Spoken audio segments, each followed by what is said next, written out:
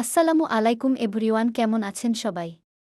আশা করি সবাই ভালো আছেন। আজকে আমি আপনাদের দেখাবো ওস্তা বা করলা কিভাবে রান্না করলে এর স্বাদ তিতা হবে না।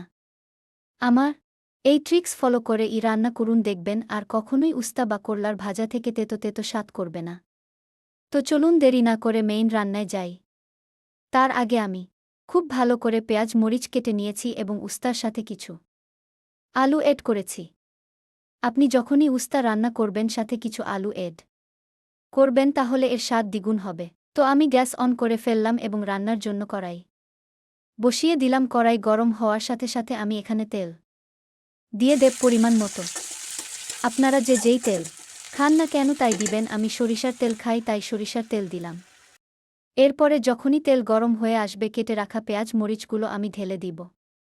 এগুলোকে এখন অনবরত নাড়তে থাকব যতক্ষণ পর্যন্ত না ভাজা হয়। আমি যেভাবে ভেজে নিয়েছি ঠিক সেভাবেই ভেজে নিবেন। এরপরে এখানে লবণ পরিমাণ মতো, হলুদ গুঁড়া, ধনিয়া গুঁড়া অ্যাড করবেন। যেহেতু আমি কাঁচামরিচ দিয়ে ভাজা করতেছি তাই এখানে আর কোনো মরিচ গুঁড়া অ্যাড করব না। এগুলো কিছুক্ষণ নাড়ার পর দিয়ে দেব করলাগুলো, সাথে সামান্য পরিমাণ পানি অ্যাড করব। এরপর ঢাকনা দিয়ে ঢেকে দিব 5 মিনিটের জন্য।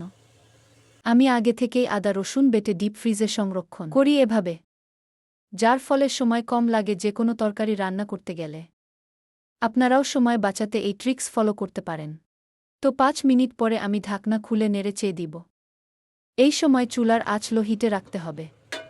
4-5 মিনিট পরে আবার ঢাকনা খুলে নাড়াচাড়া দিতে হবে। উস্তা ভাজিটা রান্না শেষের দিকে, প্রায় 2 মিনিট পরে আমি এটি চুলা থেকে নামিয়ে নিব। দেখতেই পাচ্ছেন কত সুন্দর হয়েছে ভাজিটা, অনেক সুস্বাদু হয়েছিল আর খেতেও মাশাআল্লাহ। তো আমার আজকের রান্নার ভিডিওটি কেমন লাগলো আপনাদের কাছে কমেন্টে জানিয়ে দিন। ভালো লাগলে লাইক দিয়ে শেয়ার করুন। নতুন নতুন রান্নার ভিডিও পেতে অবশ্যই ট্রাভেল অ্যান্ড কুকিং ট্রিপস চ্যানেলটি সাবস্ক্রাইব করুন। ধন্যবাদ সবাইকে, দেখা হবে নেক্সট ভিডিওতে।